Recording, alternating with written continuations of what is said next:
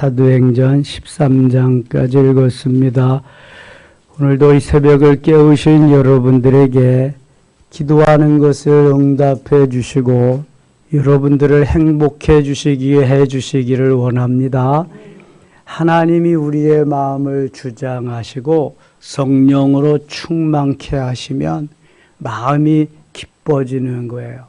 요한복음 14장이나 16절에 보면 성령이 하시는 일이 알게 하시고 기억나게 하시며 생각나게 하시고 가르쳐 주시고 평안을 주시는 것입니다. 내가 불안하다, 내가 지금 기억력이 없어졌다, 잘 모르겠다, 이거는 지금 좀 문제가 있는 거예요. 성령이 하시는 일이 그런 거거든요. 그러니까 성령이 하시는 일을 극대화하고 내 소견에 오른 대로 내 중심이 내가 하고자 하는 대로 안 하려면 엎드려야 돼요. 엎드려서 주의 음성을 기다려야 돼요. 주님이 무엇을 원하는가를 먼저 생각해야 됩니다. 그래야 늘 내가 그 은혜 속에서 평안을 누리며 살 수 있어요. 세상은 급속히 변화갑니다.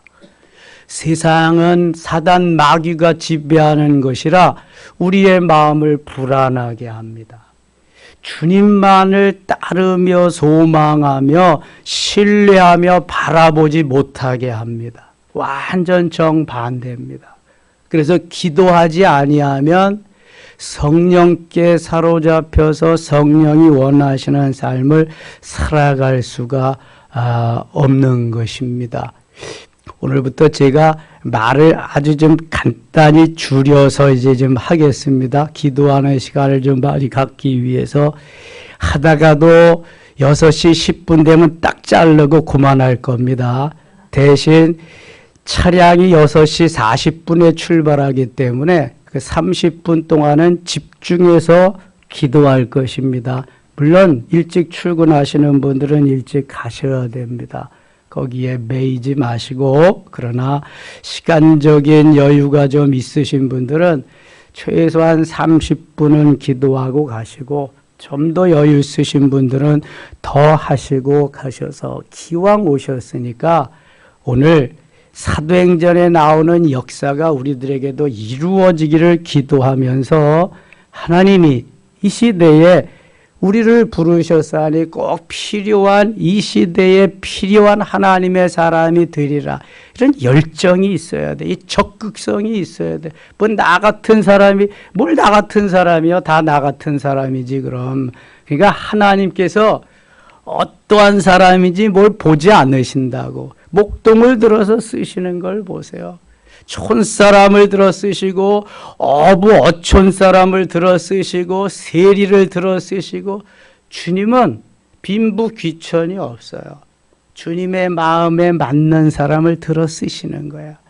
기도하는 사람, 성령의 사람을 들어 쓰는, 잔꾀가 많은 사람들을 들어 쓰지 않아요. 주님은 그저 그냥 말씀에 의지해서 순종해서 가는 사람들을 들어 쓰시는 거예요. 11장에는요, 여기 사도 베드로를 통해서 그 고정관념을 깨뜨리시는 작업을 고넬료를 통해서 10장부터 계속 이루어지게 되는데요.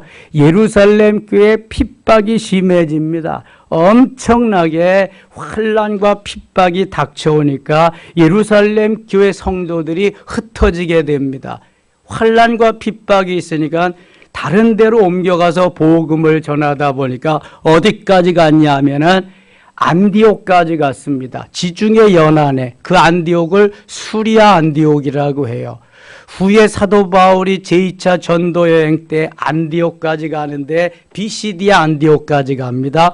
여기는 수리아 안디옥까지 가서 제2의 예루살렘 교회를 세우는데 그게 안디옥 교회입니다. 그 안디옥 교회에서 비로소 그리스도인이다, 예수쟁이다, 그러한, 요즘 말하면 예수쟁이에요. 그때의 그리스도인이라고 하는 것은 말을 다 터놓고 내가 예수 믿는 사람이다라고 하지 못할 때니까. 그러면 다 잡아가니까. 환란이 심하니까. 그래서 안디옥 사람들이 별명으로 붙여준 게 그리스도인이다. 그런 말입니다. 26절 가겠습니다. 26절. 만남의 안디옥에 데리고 와서 둘이 교회에 1년간 모여 있어. 이것은 지금 바나바가 다소로 사울이 칩고하고 있는 그곳에 가서 만나가지고 데리고 옵니다. 바나바가 참 좋은 사람이에요. 바나바가 없었으면 사울이 바울 되면서 사역할 수 있었을까? 어려움이 있을 때 하나님이 바나바를 바울에게 붙여주어서 바울의 멘토가 되게 하고 바울을 많이 도와줍니다. 그래서 가서 만나서 데려오고 와가지고 다시 봅니다. 만남의 안디옥에 그 위에 25절. 바나바가 사울을 찾으러 다소에 가서 만남의 안디옥에 데리고 와서 둘이 교회에 1년간 모여 있어 큰 무리를 가르쳤고 제자들이 안디옥에서 비로소 그리스도인이라 일컬음을 받게 되었더라. 비로소 그리스도인, 크리스찬이란 말이죠. 크리스찬. 자, 우리가 예수를 믿고 이렇게 살면은 다른 사람들이 예수쟁이라고 하는 말을 나에게 할 수 있어야 돼요. 예수쟁이라고. 이것은 예수 믿는데 열정이 있다는 거예요. 예수 믿는데 전폭적으로 올인하면서 그렇게 산다는 거예요. 다른 사람이 볼 때에 예수 믿는 사람인지 절에 다니는 사람인지 이거 분간을 하지 못한다고 하면 우리는 잘못 믿고 있는 거예요. 아, 저 예수쟁이, 전 무슨 일이 있어도 교회가, 쟤는 어떤 일이 있어도 가서 기도하고 이렇게 인식이 돼야 된단 말이죠. 그렇게 되려면 또 그런 삶을 살아야죠. 이 초대교회 성도들은 얼마나 열심이고 얼마나 전도를 열심히 했는지 예수쟁이라는 그리스도인이라고 하는 별명을 붙여줬습니다. 12장 갑니다. 12장은 그 핍박이 극에 달해가지고 이제 제일 먼저 야고보를 지목해서 야고보 사도를 칼로 목베어 죽입니다. 순교, 최초의 순교자가 그래서 야고보 사도입니다. 12장 1절. 그때 헤로드 왕이 손을 들어 교회 중에서 몇 사람을 해하려 하여. 지금 유대나라는 로마의 속국이었기 때문에 헤롯이 다스리고 있습니다. 요한의 형제 야고보를 칼로 죽이니. 요한과 야고보는 형제입니다.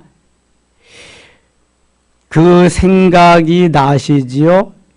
요한과 야고보의 어머니가 예수님 앞에 청탁하고 야고보와 요한이 예수님 왕이 될 때에 좌우에 앉게 해달라고 그러니까 예수님이 그 자리는 내가 주는 자리가 아니고 아버지께서 주는 자리다. 그러나 너희들이 내가 주는 잔을 마실 수 있느냐?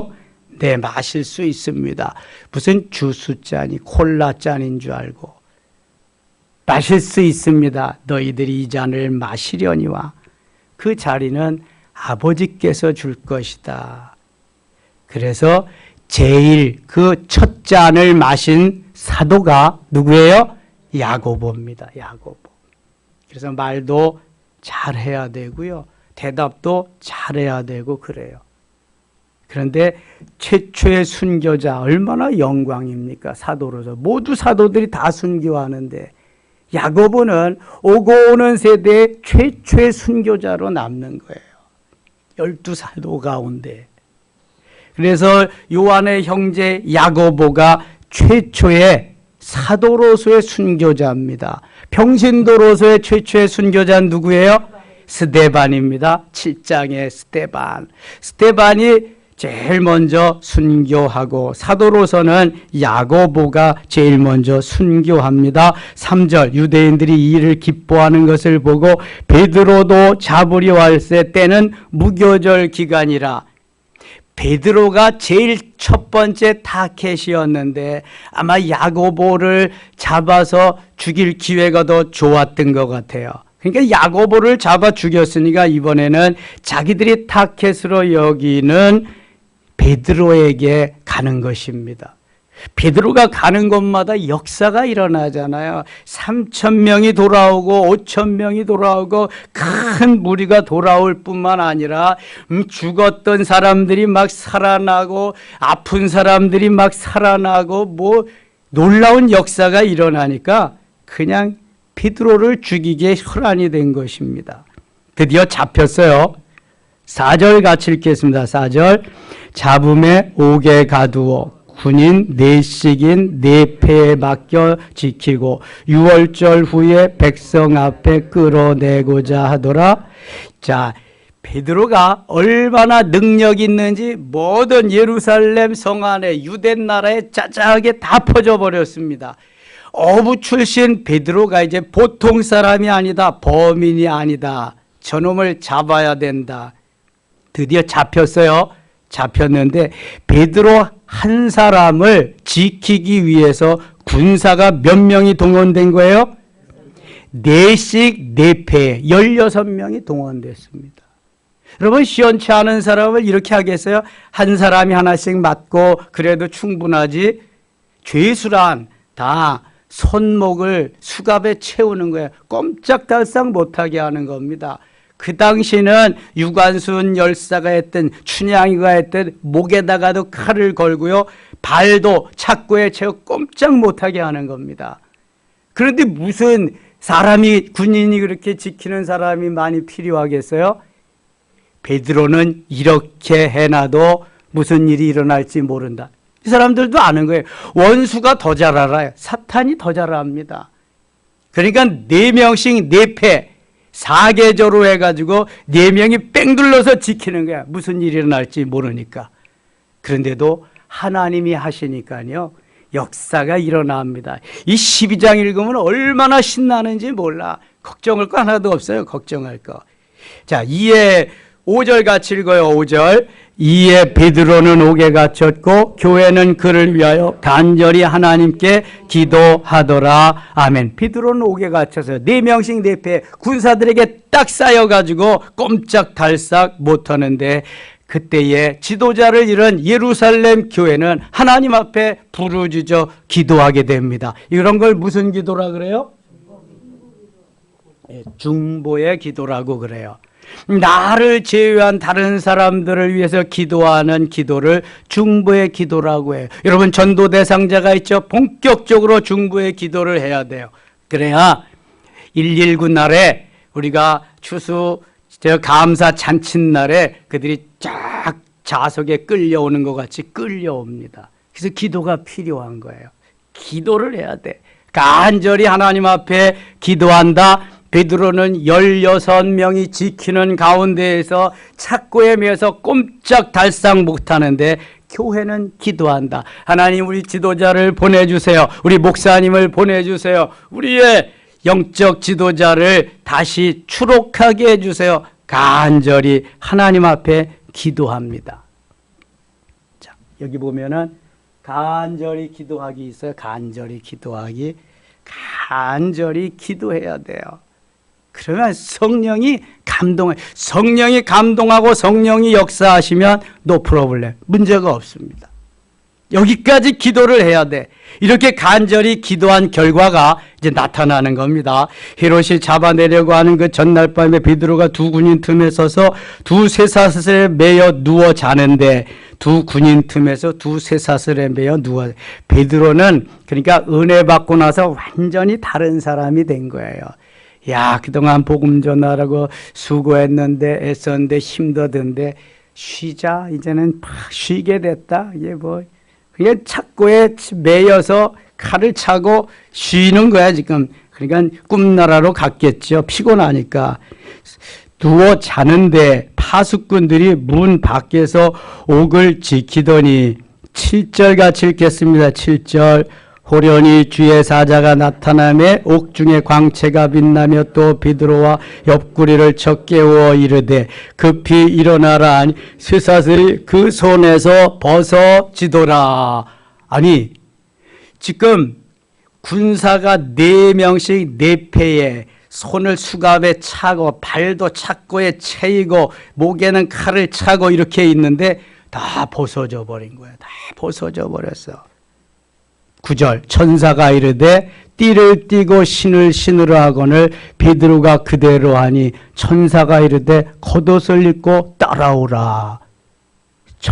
천사는 시공을 초월하니까 그 옥중에도 감옥 속에도 짜잔하고 나타나서 베드로에게 시중을 드는 거예요. 다 그리고 해야 할 일을 이야기해 주는 거예요. 9절 베드로가 나와서 따라갈새 천사가 하는 것이 생시인 줄 알지 못하고 환상을 보는 거 아니라, 아니 그럴 수밖에 없잖아요. 갑자기 되어진 일이니까, 꿈속에서 되어진 일이니까 꿈인지 생시인지 이거 모르는 거예요. 이거요. 우리도 은혜를 쭉 많이 받고 있으면 꿈인지 생시인지 모를 때가 있잖아요. 이게 어떻게 된 일인지 구분을 못할 때가 있다고. 베드로는 피곤해서 잠이 들었는데 갑자기 일어난 일이니까 더더욱 그럴 수밖에 없는 거예요. 누가 와서 지금 깨우고 있어요? 누가 역사하고 있어요? 천사가 깨우고 있어요. 성령이 역사하고 있어요. 그냥 된 것이 아니라 예루살렘 교회에서 누가 기도했다? 성도들이 기도했다. 베드로는 옥에 갇혔고 교회 에클레시아라고 하는 믿는 사람들의 모임 교회 성도들은 베드로를 위해서 간절히 기도했다. 5절 말씀이 이루어지는 거예요. 지금 성도들의 중보의 기도가 이루어지는 거예요. 지금 박효준 목사님이 의와 밀반출 사건으로 80년대에 옥에 갇혔을 때 영락교회 성도들은 밤낮 없이 거기에 모여서 간절히 기도했습니다. 우리 목자 추록시켜달라고. 성령께서 천사를 보내서 여기 베드로를 추록시키는 거예요. 10절 이에 첫째와 둘째 파수를 지나 시내를 통한 세문에 이르니 문이 저절로 열리는지라. 저절로. 자, 감옥문은 웬만한 문보다도 더 세게, 더 강하게, 더 엄청나게 몇 겹으로 잠가 놓습니다. 탈옥하지 못하도록. 그런데 문이 어떻게 열렸다? 저절로 열렸다. 누가 열어주셨다? 하나님이 열어주셨다. 성령이 열어주셨다. 여러분 이거예요. 이거. 불가능이 어디 있습니까? 내 소견에, 내 생각에, 내 뜻에 불가능이지 불가능이 없는 거예요. 기도하면 놀라운 역사가 일어나는 거예요. 그래서 요한계시록 5장 8절이나 8장 3절, 4절, 5절에 보면은 우리가 기도할 때 천사가 쫙 우리 주위에 포진하는 거예요. 우리의 기도가 너무 소중하니까 천사들이 쫙쫙쫙쫙 뭐예요? 그 기도의 향을 담아요. 금그릇에, 금대접에. 그래가지고 올라가요. 하나님 보좌 앞에 올라가서 금단에 쫙 뿌리는 거예요. 11절 이에 베드로가 정신이 들어 이르되 내가 이제야 참으로 주께서 그의 천사를 보내어 나를 헤롯의 손과 유다 백성의 모든 기대에서 벗어나게 하신 줄 알겠노라 하여 12절 같이 읽어요. 깨닫고 마가라 하는 요한의 어머니 마리아의 집에 가니 여러 사람이 거기에 모여 기도하고 있더라. 아멘. 여기 마가 요한의 집은 어디다? 마가의 다락방. 초대교회 120명이 모여서 열흘 동안 기도해서 역사가 일어난 그 현장이다. 그것이 초대교회가 됐어요. 예루살렘 교회가 됐어요. 그 성도들이 거기에서 뜨겁게 기도하고 있더라. 그 기도의 응답으로 하나님이 천사를 보내셔서 착고를 풀어주고 옥문을 열어주고 추록시켰더라. 그래서 거기에 갔잖아요, 베드로가. 근데 로데라고 하는 이 여종이 나와서 보니까 베드로예요. 야, 베드로 사도가 왔다. 안에 들어가서 막 얘기를 하니까 야, 무슨 너 꿈꾸는 소리 같다는, 야, 무슨, 그러면 천사가 왔나 보다. 근데 베드로 진짜 베드로거든요. 베드로가 거기에 가서 이렇게 증언하고 이런 놀라운 역사가 일어나는 게 12장에. 그래서 기도하는 거예요, 여러분. 내 힘이 미치지 못하는 것까지 성령께서 역사하시도록 우리는 우리는 한계가 있으니까, 리미트, 한계가 있으니까 성령이 무한대이신 성령께 맡기는 이게 기도입니다. 기도. 엄청난 파워가, 그래서 권능이라 그러는 게 권능, 두나미스라고 하는 폭발적인 힘. 그래도 기도 안 하실래요? 옥문이 열어진다니까 착고가 풀려지고 수갑이 풀려지고, 이게 기도요, 기도. 13장 갑니다. 안디옥 교회 선지자들과 교사들이 있으니 곧 바나바와 니게르라 하는 시므온과 구레네 사람 루기오와 분방왕 헤롯의 젖동생 마나인과 및 사울이라. 자, 이제 사도 바울의 시대가 온 거예요. 12장까지는 베드로의 시대예요. 베드로가 주역이 되어서 역사하는 거예요. 13장부터는 사도행전 9장에서 은혜 받고 성령 충만한 사도 바울의 주역에, 그래서 마지막 28장까지 사도 바울이 주역이에요. 사도행전 2장 오순절 사건에서 은혜 받은 베드로가 1장부터 12장까지 주역, 사도행전 9장 다메섹 도상에서 은혜 받은 이 사도 바울이 13장부터 28장까지 주역이에요. 2절, 주를 섬겨 금식할 때 성령이 이르시되 내가 불러 시키는 일을 위하여 바나바와 사울을 따로 세우라, 따로 세우라. 3절 같이 읽어요. 이에 금식하며 기도하고 두 사람에게 안수하여 보내니라. 아멘. 자, 금식하며 기도하고 금식하며 간절히 했는데 마무리는 뭐냐? 마무리가 뭐예요? 안수입니다. 안수. 자, 안수는 아무에게나 하는 게 아니에요. 안수는 임직할 때, 사도들이, 목사님들이 임직할 때 안수합니다. 안수는 성령 충만을 위해서 하고요. 장로님, 집사님, 권사님 임직할 때 안수를 합니다. 다 기도하고 준비하면서 다 하고 최종적으로 마지막으로 하는 게 안수입니다. 안수는 아무나 할 수도 없고요. 아무나 또 해서도 안 되는 거죠. 성령께서 원하실 때 안수를 하는 것입니다. 우리 교회가 2020 때에 이 안수할 때는 다락방 방장님들까지 다 나와서 다 생자들이니까 그 생자들을 변화시키기 위해서 하나님은 다 사용하셔서 안수를 했습니다. 대부분 다 그때 나온 사람들 100% 체험했습니다. 방언, 예언, 이 신유, 이러한 은사를 다 체험했습니다. 그리고 2023 때에 우리가 더 성령 충만해서 이런 역사가 일어났습니다. 저는요, 방언 받고 싶어서 안수 받으러 많이 다녔습니다. 하늘산에도 다니고 안 되는 거예요, 안 돼. 자, 늘 말씀 들을 때 은혜가 오는 게 아닙니다. 늘 안수 받을 때 역사가 일어나는 게 아닙니다. 주님의 때가 있어. 주님의 때. 언제인지 몰라. 나하고는 전혀 상관없어. 주님의 때에 딱 맞으면 역사가 일어나는 거예요. 막 역사가 일어나는 거예요. 얼마나 역사가 일어나요. 부흥회 가면은요, 안수해 달라고 오는 사람 또 해줘 또 오는 사람들이 너무 많아. 선교지에 나가면 더 하고. 이게 사모하는 마음이 있고 최종적으로 행해지는 것입니다. 여러분, 우리 교회 너무 좋은 교회입니다. 이렇게 안수해 주는 교회가 어디 있습니까? 하고 싶어도 본인이 경험 못하면 못하는 겁니다. 그리고 이게 해주어도 또 사람들이 반응이 없으면 하지 말라 그러면 또 못하는 겁니다.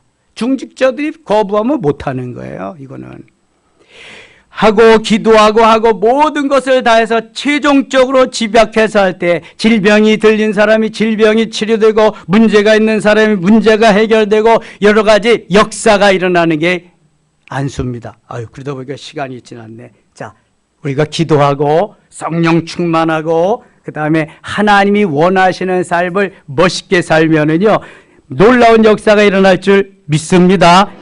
자, 그래도 22절은 한번 봐야 돼. 22절. 패하시고 다윗을 왕으로 세우시고 증언하여 이르시되 내가 이새의 아들 다윗을 만나니 내 마음에 맞는 사람이다. 내 뜻을 다 이루리라. 하나님의 마음에 맞는 사람이 돼야 하나님의 뜻을 이루게 된다. 그 사람이 바로 다윗인데 그 후손에서 메시아가 탄생했다. 사도 바울이 이걸 증언하는 거예요. 지금 바울이. 그리고 나서 계속 우리가 복음을 전해야 될 이유가 48절에 있습니다. 48절.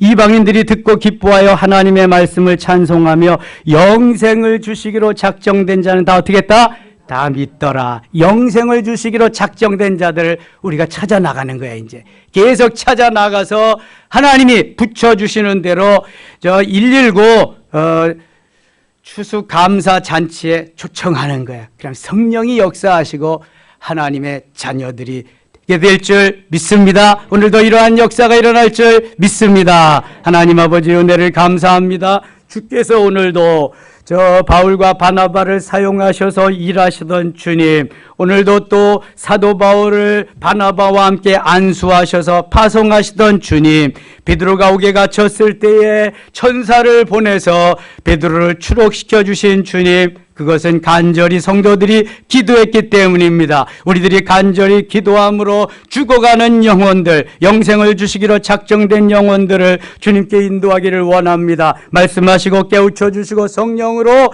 역사하여 주시옵소서. 오늘이 행복한 하루, 승리의 하루 되기를 원하옵고 예수님의 이름으로 기도드리옵나이다. 아멘.